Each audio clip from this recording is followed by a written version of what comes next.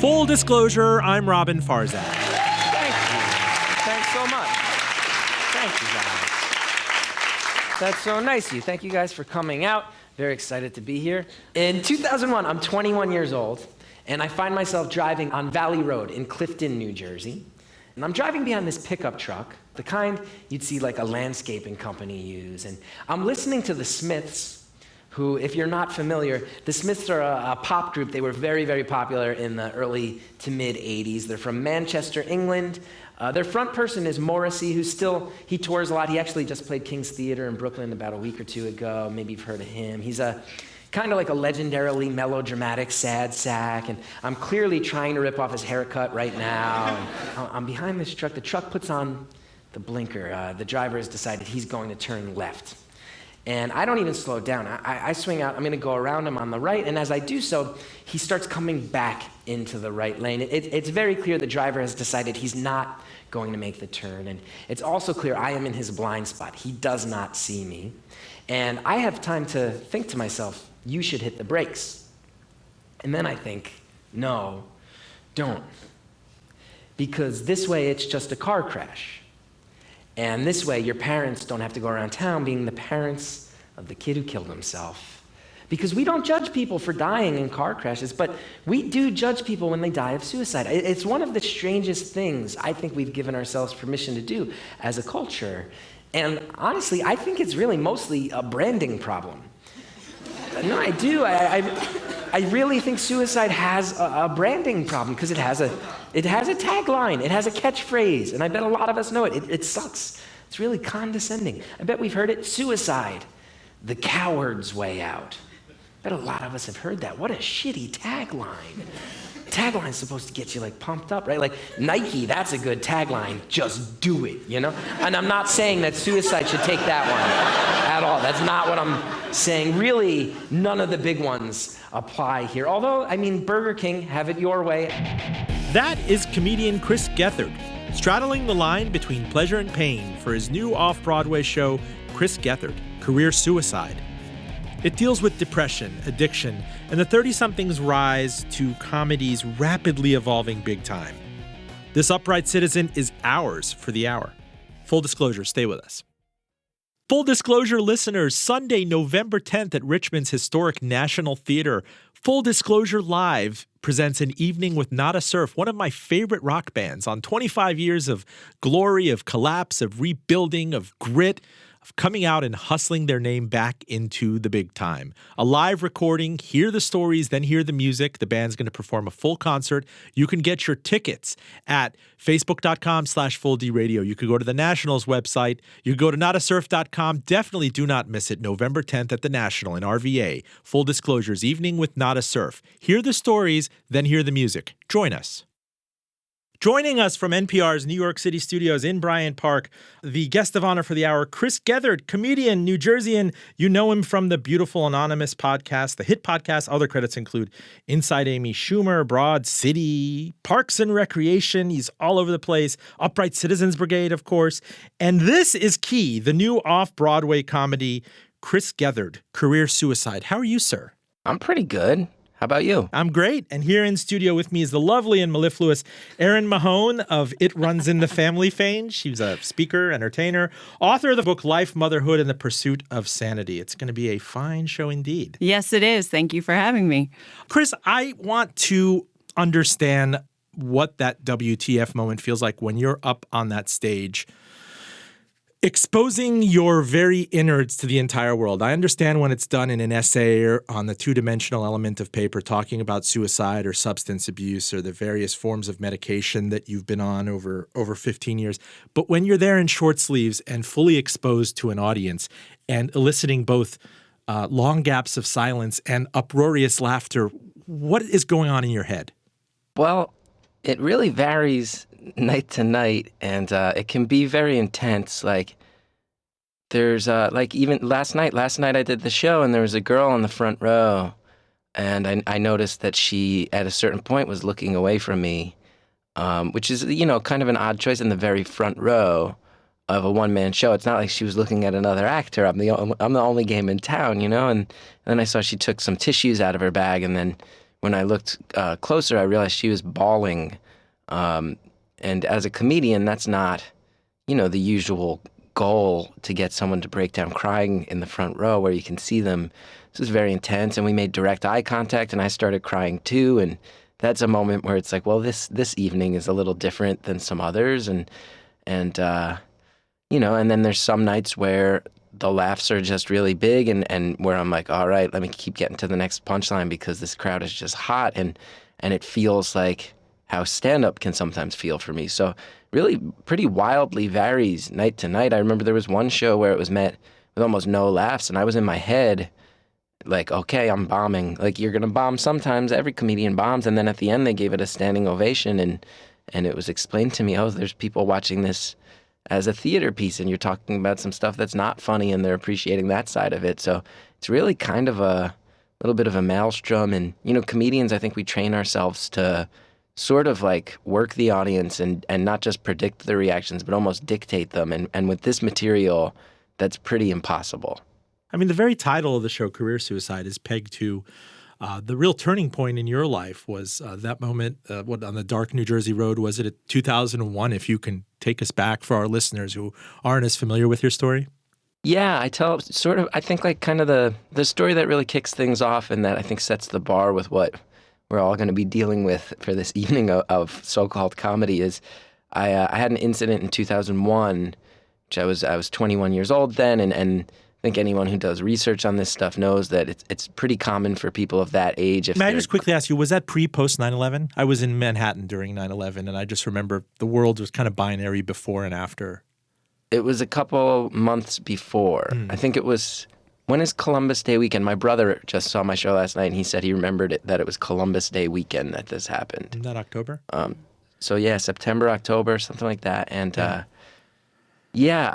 was in an incident where I was in a car crash, and what no one knew at the time was that I could have prevented it. It's not like I set out. It's not like I made a decision I'm going to go crash my car, but I was in a situation where I realized that I was in danger. And everybody, when you're driving, there's times where you're like, oh my God, and I just kind of like, on a normal day, I think all of us hit the brakes in those situations, and I just chose to not hit the brakes because it was like this impulsive, well, no one will know that this was intentional if I do it this way. And that was the most danger I've ever put myself in, and that's the second story I tell in the show. I tell that about 5 minutes into a 75-minute show, so really definitely lays the foundation for something that's going to be a little dark, but then there's also some really intentionally funny parts, and yeah, that was the big incident. And Valley Road in Clifton, New Jersey. David Lee Roth or Sammy Hagar or Def Leppard wasn't playing on your CD. It was Morrissey and the Smiths, damn it, of all people. Yeah. I am very cliche in that way. A sad guy who loves the Smiths. That is, I fit the stereotype for sure. Chris, I'm curious to know what in your life made you ready to tell this story and why you think, I've noticed over the last several years that people are definitely more self-revelatory in their comedy and in their storytelling. And why do you think now was the time to tell this story? And what do you think in our society makes people more ready to hear it? It's a really great question. And, I look at people like Maria Bamford, who I'm a huge fan Me of. too. And she's just putting it all on the table, and it's so inspiring. And in a really big, on Netflix, on a huge platform. And Mark Maron, I think for years has, guided some discussions into dark places on his podcast. And there are very clearly some old world values that have long, I think, determined how we talk about this stuff. I know in my experience, like my parents, blue collar, Irish Catholic people from Jersey, like we're not really talking about our feelings all that often, and I think there was always a mentality of like you deal with that behind closed doors, you don't tell anybody about it. And I think that leads to a lot of trouble, and it leads to a lot of pain that is unnecessary. And I'm not sure exactly why right now some comedians are kind of rallying to push back against those values, but I'm glad it's happening. And for me, I don't know, like I had, I'm very good friends with Mike Birbiglia, and he kind of challenged me to start talking about it a little more honestly than I was on stage, and that was a big turning point. And also, not to get too dark, but a few years ago, I think many people remember there was a student at Rutgers University named Tyler Clementi Yeah, who the was George bullied. Washington Bridge, right? Yeah, and he was. People may remember he was a young gay man who his roommate put a sexual experience of his on a webcam without him knowing, and he jumped off the George Washington Bridge. And my story is not exactly the same, but I do remember when that happened. I got on the phone with my brother because I remember saying, like, I went to Rutgers University. I got bullied. I lived on a floor with the whole lacrosse team my freshman year. You can imagine what life was like for an artsy kid with glasses living with the whole lacrosse team. It was not good. I was like it was pretty tormented. It got physical a couple times. And I remember so vividly feeling like I know exactly what it feels like to be a completely depressed outsider kid at Rutgers University freshman year, getting a spotlight shown on you for your differences. And that was a big moment where I was like,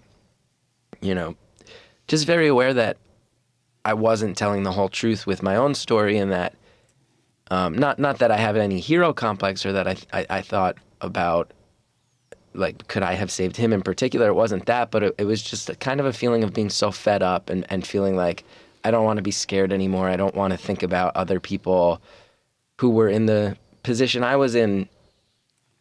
I think I didn't have anyone to talk to, and I also was kind of made to feel like it wasn't okay to talk about this stuff, and I never wanted to perpetuate that. I wanted to do my part. Chris, I have a couple questions about depression and anxiety and the stigma that still really follows in this. There's been an explosion of celebrities. Aaron and I talk about this all the time, whether you talk about Kristen Bell or Demi Lovato or just scan the news in one day. Miranda Kerr. She talks to a magazine and says, I fell into a really bad depression after her split from Orlando Bloom. Up until recently, a lot of people would go into, check in somewhere for quote unquote exhaustion. During the Victorian era, it would be called melancholia. But as you step back from this and also, you talk about being on the Mark Maron show, Robin Williams was a guest of his, and someone who gave us so much joy and so much pleasure and happiness over his life was battling with depression and substance abuse. You find that it's, and I don't want it to be cliche, like, the metaphor that you hate, the sad clown. Sad clown, right. Which, somebody has to kind of put to rest. But why is this, to your mind, so common in people in the creative arts and people who entertain and sing for others? I mean, I recently have been listening to a lot of Jerry Rafferty, the Scottish musician, and Baker Street and everything else. And his whole life was almost like a cry for help in his lyrics for his depression and alcoholism. But I think that we're only finally coming to terms with this pop culturally right now in 2016. Yeah, I am very wary of the whole sad clown myth and the you have to be messed up to be creative thing. I think it's dangerous, keeps people in pain. But I do think there's some validity to the idea of creative people being known for this. And I think there's two things that I think about is, one, I wonder if it's more common amongst creative people or if it's just that creative people live more publicly so that there are times when it hits and we see it. Like, like you say, someone breaks up with Orlando Bloom, it's constantly being asked about it in the tabloids. It's probably a higher likelihood chance that they wind up talking about it. I don't know if that means that it's more common. I do wonder, there is a part of me that really feels like if you're someone who's gonna, comedians make jokes, musicians write songs, and I think there's an argument to be made that people who are doing that are actually kind of commenting on the world around them. Like, comedians observe things, process them, and then offer up opinions about what's absurd about life. I think you could say that that's kind of what stand-up is in a certain viewpoint. And you look at certain, musicians, and their songs are really kind of analyzing their experience and kind of trying to speak to their experience. And I think people who are prone to maybe analyzing what's around them and then regurgitating it up are probably people who are observers, who feel a little bit more prone to being outside, looking in, and that's how they're able to comment upon these things. So I can imagine that people who feel like outsiders are prone to both artistic pursuits and maybe depression, and those things can go hand in hand that way. Well, I'm still curious, though, as to why it's like a paradox. You have some of the most high-profile people in sports. I mean, gosh, I was listening to NPR the other day, and some West Coast show had Steve Young, 49ers stud, Hall of Fame quarterback, Super Bowl guy, talking about the awful anxiety and depression that he faced every time he got on the field. It seems like we've hit a tipping point where people are finally coming out this year. And even though many insurance companies, most insurance companies still don't cover therapist visits, they kind of look at that as like an elective luxury. You remember back in the day, Tipper Gore was the champion for mental health, that something has happened this year where there may have been a tipping point where this is not some exotic malady, that it's something that really a lot of people are open talking about now, right there with mono or busting a hip. Yeah, it's very odd. It's very interesting that the dam has sort of broken, and I wish I could pinpoint why a little bit better than I can. It's hard to say, but I can just say that I'm really happy that it has, because I know that the fact that people are more open to talking about this is I just think about who I was 15 years ago when that wasn't the case, and it was very, very hard and very, very lonely. And I think probably the simple answer is enough people have suffered from this or have seen people in their lives suffer from this that we have hit a tipping point where people are saying, this is not, it's not the 1950s anymore. We can't just drink this away. You can't just hide this behind closed doors. There's too much, there's too much. And I think you also see so many highly publicized cases of bullying in schools. You read these horrible stories about like fourth graders hanging themselves because they get bullied. You read horrible stories about people lashing out in schools, young people, and they become these high profile, sensationalized stories. And to me, it feels like maybe across the board, we're just getting a little fed up. We're just getting a little fed up with handling it the way we used to, which led to no good. Chris, so much of what I address in the work that I'm doing is around my own family experiences with mental illness. My grandfather had schizophrenia long, long time ago when it wasn't a thing that, people could talk about. And when I started writing and doing my shows and talking about my family and my own experiences with anxiety and depression, I found that I got a lot of power out of that and felt like I was taking back and reclaiming my own story and my ability to talk about things in a way that was healthy to me. But what I also found is that by doing that and doing it in front of audiences and by sharing it with the world, so many people have come to me and said, thank you for saying this out loud. And I'm curious to know how you have been impacted by sort of coming forward and saying these things out loud, and in particular by career suicide. And it's so raw and it's so beautiful.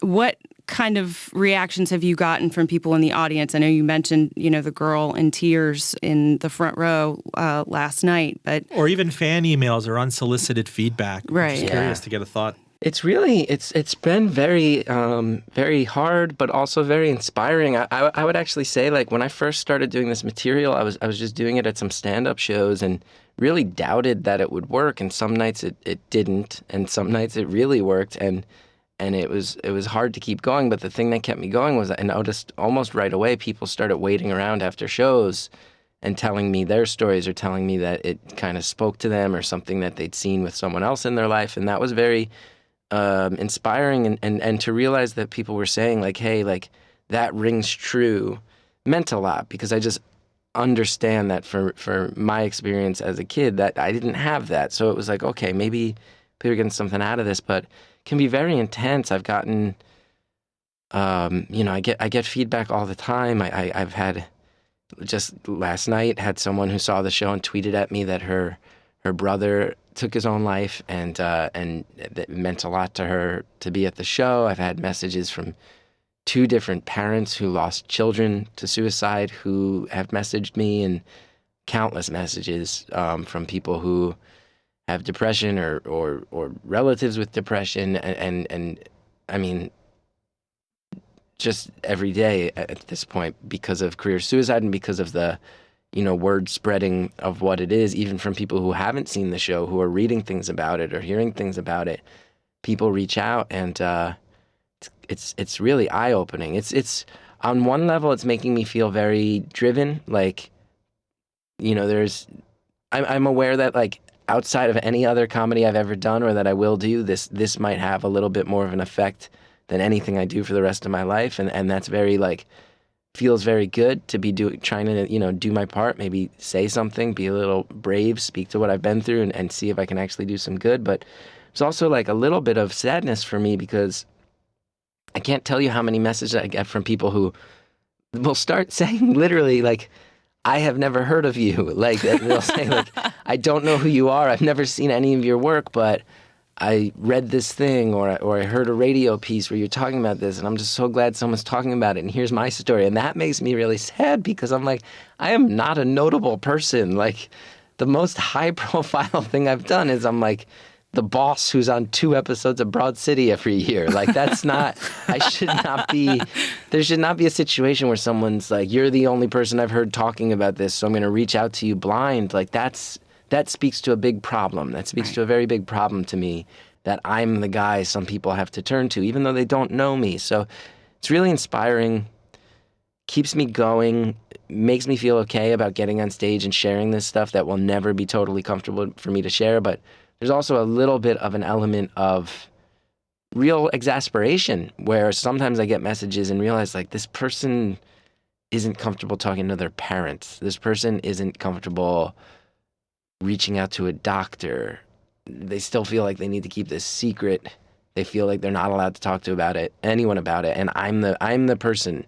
And that's sad because there should be far more resources. And at the very least, if you're going to like reach out to someone you see through the public sphere, it should be someone far more famous than me talking about this, like for sure. For sure. Full disclosure, I'm Robin Farzad. That is Chris Gethard, comedian, New Jerseyan. He is the brains, the sadism behind the Chris Gethard Show, which, according to its own website, is the most bizarre and often saddest talk show in New York City. And this is really in the context of the Robin Bird Show, which you thought was like the apotheosis of New York City bizarre public access shows. His new off-Broadway comedy, Chris Gethard, Career Suicide, is very much in the press right now. I wanted to shift mildly to this cul-de-sac, Chris, on kind of what you've done in the context of all of your years at Upright Citizens Brigade Theater, which, after all, is supposed to be a farm system for Saturday Night Live. Everybody's waiting for Lorne Michaels to call and tap them and take them out of the, AA, AAA system and up and their big break in Saturday Night Live.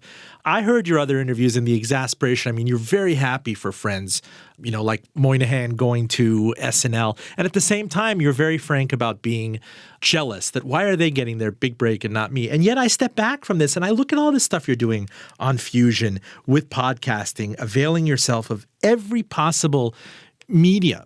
Right now in 2016, from Twitter to Snapchat, Facebook, you go on NPR, you dabble between legacy and kind of millennial media. And a big part of me wonders, do you even need Saturday Night Live anymore? You have completely come out of the ether. You're doing my show in the cheap seats here. And you're like almost an example, if I put all of the talk of mental health aside, of like a creative who is entrepreneurial just by dint of hustle and connections and espousal of social media and legacy media. You've already made it. You don't need Saturday Night Live.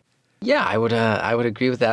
I should point out that my feelings of fear and jealousy and failure mostly sprung up around 2007 when I came very close to getting hired as a writer on SNL. So, you know what I realized from that experience was there was a lot of fear, there was a lot of soul searching, and I think, especially in New York, comedians kind of convince themselves that SNL is the only job, and that's not the case, and that's not SNL's fault that we all think that way. And then there's a lot of sitcom jobs and a lot of writing jobs, and a lot of those jobs were ones that I was like, how come everyone around me is getting these things? And I mean, for years, everybody at UCB for years was like, you're the next guy, and then it was like, nah, you weren't the next guy. That guy was the next guy. That lady wound up being the next guy. Oh, your students from your improv classes are getting the jobs. It was really scary. But that experience is what encouraged me to become entrepreneurial, as you say. Like, I kind of realized I don't want to sit around waiting for anybody else's permission.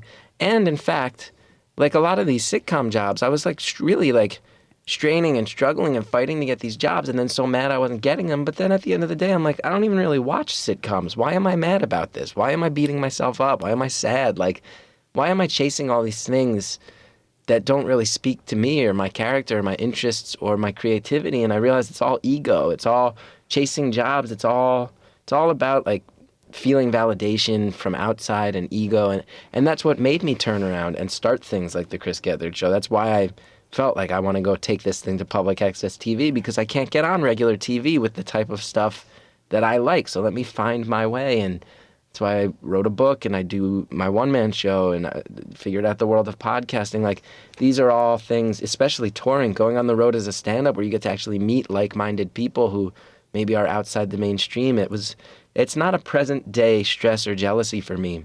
But what pays the bills, if I can get to brass tacks? I mean, we do a lot of things for exposure. I'm not paying you for this hour of your time, but what takes...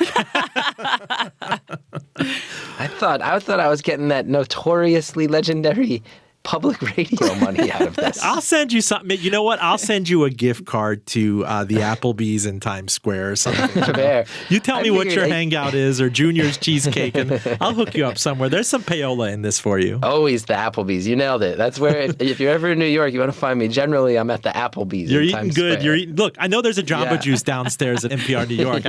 I can put in a call and give them my card. But tell me, how are you paying the bills? You're married now. Yeah. You don't have any children, but you have low overhead. Do you still live in Queens? Like, how do you where's the business aspect of this? A lot of us do it as a labor of love, but we can't make a living out of it. Well, I'm glad you asked. A bold question that most people are too nervous about asking me. I think out of some social stuff, and then more out of the fear of wondering. My if man, I'm okay, but you talk publicly about getting your nipples clamped and crying on public access TV. I mean, this is like the least NC-17 thing I can ask. No, it's true. It's funny because I'm actually, not to be braggy, I'm actually doing better financially than I've ever been. The Chris Gethard Show moving to Fusion was a real game changer for me. It went from being a public access show that I lost money on to being a job, and I'm extremely grateful that Fusion took a chance on the show, and that's really good. And then, a lot of it is... I'm very, very lucky that my podcast became an unexpected success. A lot of that is because This American Life was very kind and featured an episode on their show, and it really locked in an audience that way. So I get some money from that. And then a lot of it is touring. A lot of it is going out on the road and doing stand-up gigs. And I'm really grateful for that because, you know what I found was like, I was constantly, being in entertainment, you are constantly at the mercy of gatekeepers, of casting agents, of people who make decisions about actors on TV shows, people who review writing packets, and there's constantly middlemen. There's agents, there's managers who have to even take a chance getting your stuff to those people. And what I found was that I keep finding ways to just kind of put it in my own hands. And touring has been really huge because it's not just a way, it's first of all, it's a very enjoyable thing to go out and just be amongst people. And, you go and you do a club or you do a college and people show up, and it's because you realize, oh, you're actually like working hard and people are finding it and they will come out and support you. And that's super cool. But it's also the most grassroots. It is in my power. It's if I can hustle and show that people show up to a club, then I can go pick up some money and do that club. And it's very much in my own hands and empowered. And I really like existing outside the system, and I'm very lucky. So yeah, a lot of it is, the TV show, the podcast, the touring gigs. The TV show is only 10 weeks a year though, so I gotta pay my rent the other 40 weeks of the year. But that's a very nice foundation, and then the podcast has been a nice surprise. Do you sell dime bags on the side? No, nothing illegal. Surprisingly, nothing illegal. I'm far too anxiety driven to commit crimes. I would just live in constant fear of getting caught. But yeah, no, trying to think what the most underhanded side hustle I've ever had is. And I don't think there's anything outright illegal. I will say, I think the thing I've been extremely smart about is that I have never once in my life been convinced that it's going to be okay 6 months from now. And that has served me really well. Meaning like when... Preemptive paranoia. Right. Yeah, which always leads me to have another thing in my back pocket. Like when the public access show was really kind of hitting a stride, it was leading to me getting a lot of touring gigs. But I was like, man, I don't want to just rest on that. That could go away. So I started like writing my book. And no one knew I was writing a book. But I did that really quietly. And then... once that was over with, I started working on my first album. It's like I always try to have something going on behind the scenes so that if the current thing falls through and turns into the disaster I assume it will, that I have a safety net. So I think working off the grid and outside the box has served me really, really well. But, you kind of have to install your own infrastructure on that. Be really smart and responsible. And for me, that's like, I have no safety net behaving the way I do. So I got to really be smart and have my own. So I don't have any like side hustles or illegal things, but I always have a back burner thing that I'm ready to fall back on when the current life falls apart, for sure. So I have a related sort of two-part question. One, the world that we live in now seems to, it appears at least that it's easier to make your own opportunities and to work in the world of creativity and actually make a living at it than it once did. I don't know if that's just a perception thing or if there actually are more opportunities for those who are, intrinsically motivated and entrepreneurial in spirit. But the other thing is that the world of sort of alternative comedy used to be a thing that was in back rooms, and it seems to me that it's become more mainstream. Like, you can be a weird dude that talks about weird stuff and have a more mainstream audience now than you once upon a time could. I'd love to hear your, thoughts on how comedy has changed and how the 21st century is making it possible for creative weirdos to make a living in the world. Yeah, I think everything you're saying is dead on the money from my perspective. Like, you think about alternative comedy and I was around kind of for the second wave of it pretty early on. And it was a very, like, you needed to know about it and go seek it out. And it was in these venues that were pretty non-welcoming and not even set up for performance. And now Aziz Ansari is one of the most famous comedians in the world. And Nick Kroll and John Mulaney have a super funny show on Broadway. Like, these guys were at the heart of the wave of alternative comedy that I came up during. Right. They were as alternative as it gets, and now they're very mainstream, but I don't think they've sold out, and I don't think their comedy's much different. It's just becoming more accepted. Very cool. You see someone like Reggie Watts having a national platform, and it's like incredible to see. Like, I used to watch Reggie in like weird bars on the Lower East Side, and Right, he would exactly. blow all our minds, and no one wanted to follow him, and now he's on TV all the time, every night, and it's super cool, very inspiring. It also means that the stuff that is still underground is getting even weirder and more experimental, which I really love. But I do think you can see the effect of, the internet allows you to put out videos, allows you to get stuff out there without gatekeepers or tastemakers needing to sign off on it, and then your tribe can find you. And I think me doing my public access show is a big example of that in my life, where it was like, oh, this is like the island of misfit toys, but all the misfits are finding it via the internet. Once you've been awake for 36 hours straight, you can experience blackouts and hallucinations. Hi, I'm Chris Gethard, and I've been awake for over 36 hours straight. Welcome to the Chris Gethard Show. My basic cognitive functions failed about 5 hours ago when I almost threw up trying to learn to speak Italian. Now, hosting a TV show, it's pretty hard, and I decided to make it much harder for myself because I am a broken person. I have low self-esteem, and I was raised Catholic in New Jersey. Suffering is like catnip to me. I'm also doing this because talk show hosts, they're not supposed to be vulnerable. Hosts are supposed to give the impression that everything is gonna go smoothly, like guys who juggle chainsaws or British people. It does offer up more potential. More people are making their living through creative stuff than they were. Like, a higher percentage of the people doing comedy that I know are actually living off of it now, and that's so great. I think one of the big fears is, a lot of these jobs are ones where you're not in the unions anymore. You're not getting health insurance anymore. Like, you can make a living, but the standard of living is not going to be as high, so you maybe need to adjust your expectations or live a little bit more within your means. I actually always encourage people to live below their means. Anytime I actually have a year where I make money, I don't change my lifestyle. I just put that money away so that when the bottom falls out, it's there. And I know, like, I'm friends with tons of musicians too, and so many of my musician friends, they're not living in Brooklyn anymore. They're living in weird little towns in the Catskills where you can have the lowest overhead and, just instead of renting rehearsal spaces, just have a basement.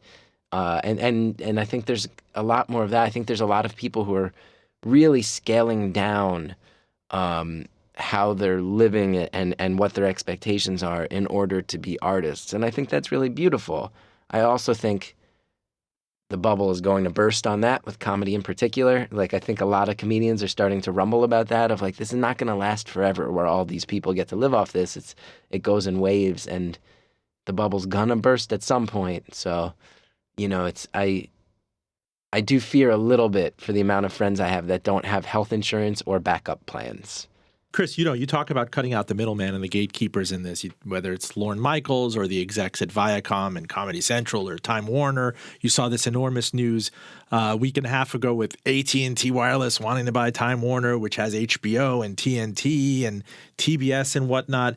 And then on the other end of it, there's someone who you might be simpatico with, is Louis C.K., who did something pretty revolutionary, I think, 5 years ago, and offered his show up for kind of download. And he said, you know what, I'm asking you as a content maker, I'm cutting out Ticketmaster. You don't have to worry about the Beacon Theater. You don't have to worry about being there. If you just want to see me in its most non-hydrogenated, unadulterated way, here it is for $5. Is there part of that appeals to you right now, kind of on a kind of a micro level, doing this, especially with your monologue? Because after all, there are many people out there who cannot catch you in town. If you take it off Broadway, go national, regional, they're not in the tri-state area, but they feel an affinity to you. People that want to watch you in South Africa or want to watch you in Australia. Talk to us about the opportunity there of kind of, cutting to the chase and offering this to them kind of on demand for payment. It's an incredible thing that it exists. And Louis is a very inspiring guy, I think, to any comedian right now. And he's someone who I've always looked up to around New York. And it's so cool. It's very cool for a guy who, is definitely, I would say, like the biggest comedian in the world right now. And especially when he chose to do that, to kind of draw a line in the sand and say, I'm going to go outside corporate interests and do it my own way. It was just so cool. It was so cool to see. And he sets the bar for everybody else, which is great. And, I have heard some comedians kind of rumble about that, of like, oh, now do I have to give my thing away for $5? Like, if he's doing it. So some people, I think, are like, why does it have to be so binary? On the other end of it, I see one of my favorite shows of the past few years was Big Time in Hollywood, Florida, which was on Comedy Central. It had Ben Stiller behind it, had Cuba Gooding Jr. co-starring in it. It was this hilarious concept. They had Jason Alexander doing cameos. It was like Absurdistan, and it was so great. And they leaked the first 2 episodes to Gawker, but Comedy Central didn't renew it. And I'm thinking, wow, if the likes of Ben Stiller and Cuba Gooding Jr., Oscar winner and talented guy who's been in various movies, has grossed billions of dollars, if they still are at the beck and call of the major TV distributors and film studios, there's really no hope for the little comedian. It's completely flattened out there. It is terrifying. It can be really terrifying. Like if you realize, as I did at a certain point, oh, I am not the thing they want, you got to figure out how to get they out of the equation. And it is very daunting. And I'm very, very lucky that I managed to figure out a way that works for me. And I think so much of it is about, at the end of the day, if you are an artist and you're ready to, I think to be an artist, you kind of have to be ready to live and die by it. Like if you really need to do it, I think you kind of need, and not to be melodramatic, I think every artist needs a moment of reckoning where you're going to get beat down and smacked down so much that you need to really wonder, do I need to do this? Because if I don't need to do this, why would I do this? Like, why would I do something that's so unlikely and where you face so much rejection? And I think at the end of the day, once you decide you need to do it, the real power that artists always have is that they create the thing. And at the end of the day, if you need to do it, the only thing you really need to do is get it in front of as many people as you can.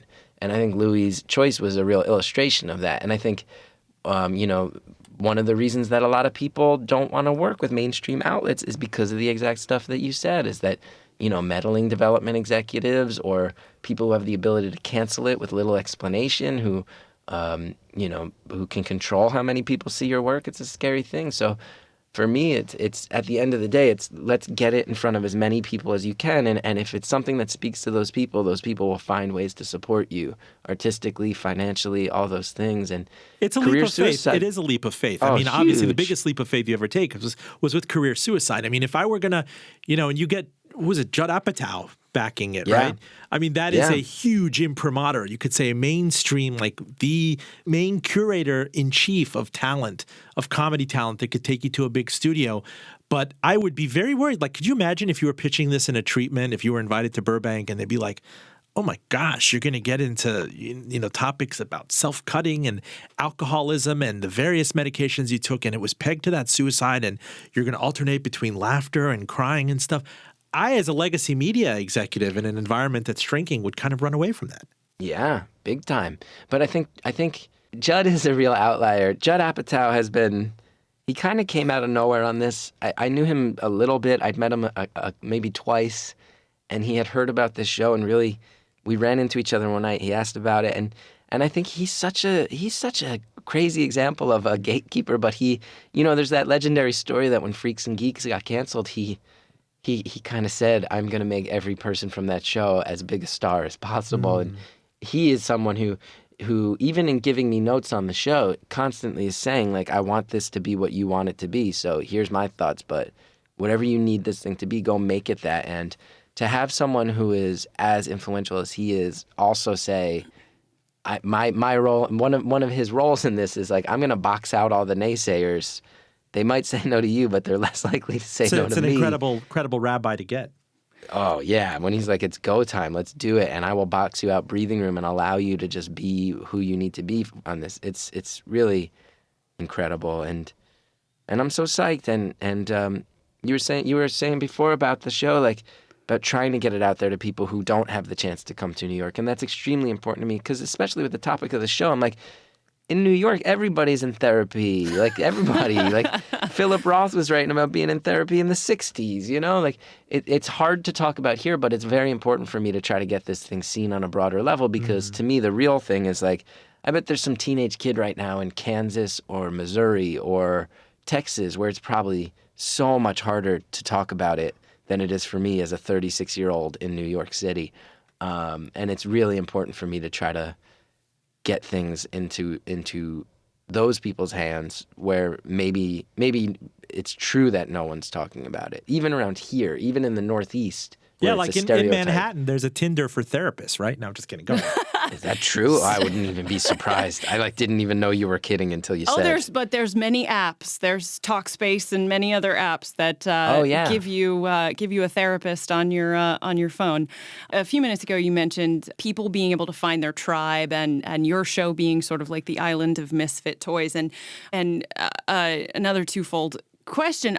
It strikes me that we are often faced with the chicken or the egg scenario right now, and I wonder if you're speaking out and people like you speaking out in the way that you do just sort of sheds light on the fact that everyone is a member of the island of misfit toys, and we're all weird and we all have our issues and our challenges. And when a person sees someone like you saying it out loud, they feel that much more allowed to have ownership of their own peccadillos, as it were. And hold that thought. I was just inspired in a kind of a Chris Gethard show way to follow that up before you answer, Chris, with everybody hurts. Take comfort in your friends. This time. Wow. Go ahead, answer. You are. You seem like you must be great at karaoke. Great. You seem Not like at a what great you guy to have dude, around. After watching your show online, I was like, what in the world is this thing? I can ask you anything, right? You had me, you've clamped your nipples again. I'm going to say it. Like, oh my we could talk about anything. So go ahead and answer that. Well, and actually, to follow up before you answer that, how much is having a champion like Judd Apatow to kind of get those roadblocks out of your way even more important when you have this, sort of really important personal message to express? Well, I think it's hugely important, and there, I've had other people who have been like real encouragers and champions, like Mike Birbiglia. Really pushed me to do this show. Ira Glass came and saw this show and really gave me some kind words. And, when you have people like that, it really just encourages you to keep going. And it also, to realize, like, I'm saying this thing that doesn't feel great or doesn't feel like a likely success. And then you have some people who can make success a little more likely come along. It's hugely inspiring, and I do hope that there's people out there who maybe realize, like, things, everybody can feel this way sometimes. And if you feel this way to a severe level, as I have at many points in my life, like, that doesn't mean you're broken. That doesn't mean there's something inherently bad about you. Like I'd like to think people can look at me now and say, like, oh, this guy's actually, like, done some cool stuff. He's married. He owns a home. Like, Exactly. he's not this messed up, broken person. Like, you know what one of the things that distresses me the most is like, when I think about kids who, like, know, like I knew something was really off with me when I was about 11, 12 years old, and I didn't get treatment till I was 22, and it had really hit a scary place because I was crashing cars and stuff. And that was because I felt like it was, like, bad. I felt like it was, like, really not okay to admit that I was going crazy, even though I was well aware of it. And one of the things that stresses me out the most is, like, you know what one of the main times when you hear someone takes antidepressants is like when they shoot up a movie theater. Like, that's one of the only times this gets talked about. And you think about that, though, when you look at it, when one of these mass shootings happens, one of the things that's always reported is what antidepressants these people were taking. And they're completely vilified as a person with a mental illness. And Yes. most people with a diagnosed mental health issue are, safe and would never do something like that. Yes, absolutely. And it becomes this discouraging thing where they make it feel like, like correlated or Right. causal. And it's like to me, like, when I was going nuts. I was like, that was so true. That guy who thought he was the Joker and he shot the Right. movie theater. It's brutal. It's awful. It's awful. But I remember reading articles that were listing, oh, well, he was on these medications, and it made me so mad because I'm like, you know who I guarantee is the most upset today is his shrink. Right. His shrink got in the trenches and tried. If that guy was on medications, that means there was someone trying so hard to say, hey, maybe you're not the Joker. Right. And maybe you can take medicines and just, like, really sort of, like, even out and live a life that's not tormented by these demons. And then it didn't work. And whoever these people are that are really trying and prescribing, those people should be patted on the back, not made. Not, it shouldn't happen. That shouldn't happen. It drives me nuts that when people do things that are very clearly crazy, that the craziness is so highlighted and that the treatment is offered up as proof of craziness, not as An attempt to make things help. better. Right. Yeah, because all that message sends is, well, if you seek out help, now that's on your resume. Now now you're certified. Now there's a stamp on that. And I think there's a lot of issues with that. There's a lot of my understanding, not that I haven't looked into it too deeply, my understanding is that if you go on antidepressants, it makes it a lot harder to adopt a child. Right. That's a problem to me. Mm-hmm. That's a reason to not get treatment. Well, especially in a society where, 50% of the population is on some form of antidepressant or anti-anxiety or, it's a regular occurrence now. And we're not allowed to talk about it. And I know a lot of people have told me, yeah, like I don't have a steady job. I have to, like, interview a lot, or I'm a freelancer and I don't want to do it because, I'm scared if people find out, like, potential employers could find out that I'm crazy if I'm on medications. And it's like, well, not taking the medications doesn't make you not crazy. It makes you untreated and crazy. Exactly. And it makes your life so much harder. Yes. And there's so many reasons we set up to be ashamed of it. And so many reasons that it's actually, I can say it. There's so many reasons where it's actually probably smart to not get treatment if you want certain things to happen in your life. Career-wise, right. That adoption thing is a huge thing for so many people. Like, we actually set up these barriers where it's a good idea to not get treatment, and that is so wrong. It's just so wrong to me. It's so wrong, Chris, in the few minutes that we have left, I just want to leave it open-ended to you. Where are you headed? Where do you see yourself in 5 years? What's the best case scenario for you with Chris Gethard, career suicide, and if this gets picked up? And you've certainly gotten just oodles of mainstream press, underground press, millennial press, old fogies like us here. Just you finish it for us. Well, my run with career suicide ends on January 8th, and I'm sure on January 10th I'll be panicking about what's next. I think I might tour the show around. I hear that they want to do it in London, which feels fancy and cool. So we'll do that, and then hopefully the Chris Gethard show comes back, and we'll just try to keep the momentum rolling. And you know what? I've put a lot of thought lately into, like, I did manage to find my own way to do things. And I did have a lot of banging my head against the wall, feeling like everyone's telling me I'm good, but no one wants to give me a job. How can I fight through that? And there's a lot of other weirdos. There's a lot of other weirdo comedians, especially around New York. And I really would love to transition to a point where I'm less the public face of things I do and more maybe behind the scenes helping out some of these other people who I think are doing really brilliant underground things that's not mainstream. Like I'm wondering if maybe I'm getting to a point of notoriety where I could help them maybe not have to go on public access TV. Well, Chris for half Gethard, a I was to say, decade. talking about transition, the next big transition for you, and I hope I'm not speaking out of school here, is you are being interviewed by two Jews in studio, and we are happy to vouch for you for full conversion. You've given up the bottle. You can give up the church, the rosary beads, everything. Say sorry to mom and dad. I think you're ready. You have Judd Apatow rabbiing for you, so I will hook it up, my man. Just you make the call. Wow. Well, I tell you, I gave up the rosary beads many years ago, but I don't know. I don't know if I'm looking to dive headfirst back into religion, but I would certainly love to be a member of the tribe someday. Sure. Consider yourself inducted, sir. That's we would Chris. love to have you. Chris Gethard, comedian. He is behind the genius monologue off Broadway. Chris Gethard, Career Suicide. I really appreciate it. And here in studio with me, Erin Mahone of It Runs in the Family fame, and her book is Life, Motherhood, and the Pursuit of Sanity. You are both mensches, Jewish, Catholic, whatever. As are you, my friend. I appreciate it. Describe your show, because it's very strange. It is. It's very weird. It's very unusual, but I like it. I think it has a good heart. You can watch it all online. We got a lot of great people. We got the world's greatest dancer, Rob Malone. We got the human fish. We got a guy named Phil Jackson, not the basketball coach, a different guy named Phil Jackson. This last week, we did a show on Wednesday where I was blindfolded the whole time, and I didn't know what was going on. So the next day, I watched the show, and only then did I realize that my friend Drew was dressed as a horse, using a fishing pole to dangle a 2-foot-long sausage in front of my face the whole show, the entire time. So that's our show. It's really smart comedy. I salute you. Thank you. Thank you. You're in smart comedy.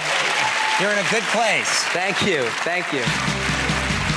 Full disclosure, our engineer is John Valentine. Special thanks to NPR New York City.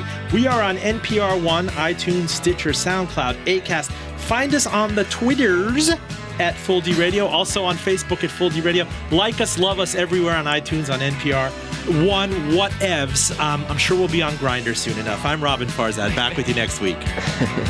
Belligerent goons run Manchester schools, spineless swine, cemented minds. So is the Jews jealous